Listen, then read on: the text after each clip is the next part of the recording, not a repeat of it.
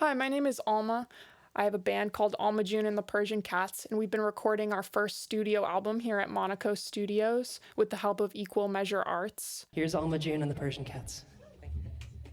Hey guys, thank you for coming.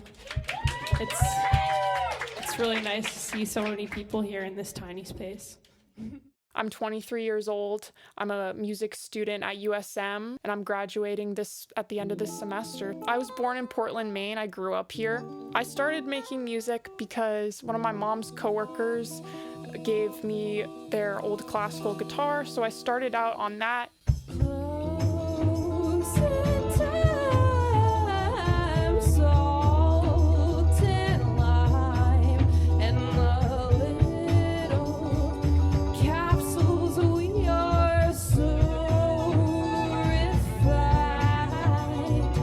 At some point when I was like 12 or 13, I was like, this is the only thing that I'm interested in. This is the only thing I want to do. Music was the one thing that I turned to that I found a lot of joy. I didn't really start like telling people that I played guitar until the end of my high school career, which is where I joined the PADS music program. That's where I met the audio tech engineer / mixer renaissance man, Ethan Fowler. I think it could be good for a video to have a little bit of, it's a little fun.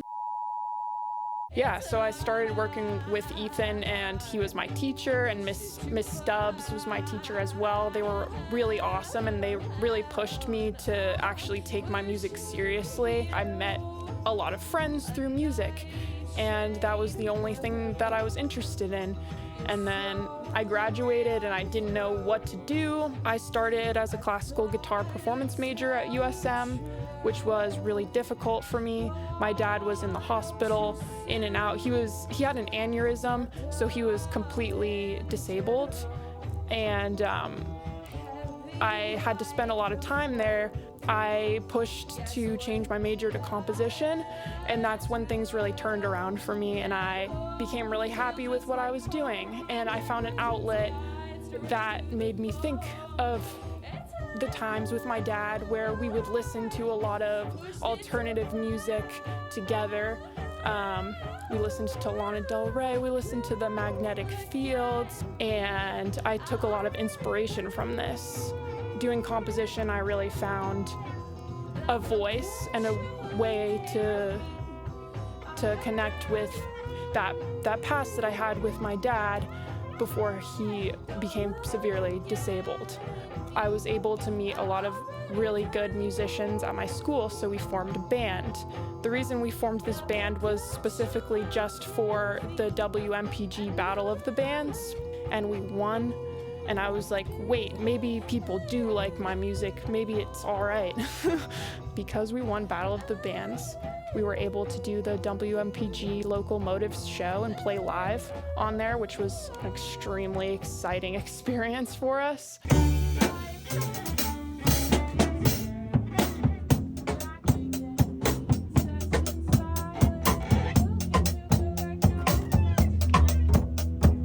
And we met Sam Monaco through that because he really liked what he heard.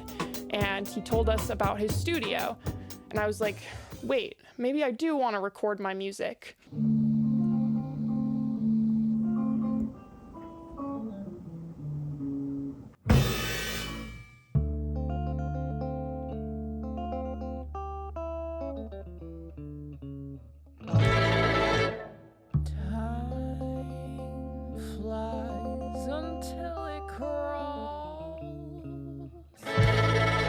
That's when I started thinking, what if I started actually getting professional recordings rather than little recordings that I had been doing in my room.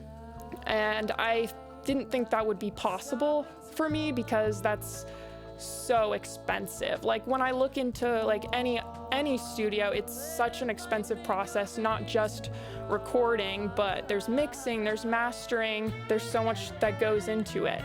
There are so many young artists with really important messages to spread, but it's difficult for them to share them because they don't have the resources to record, to make a really good professional work of art.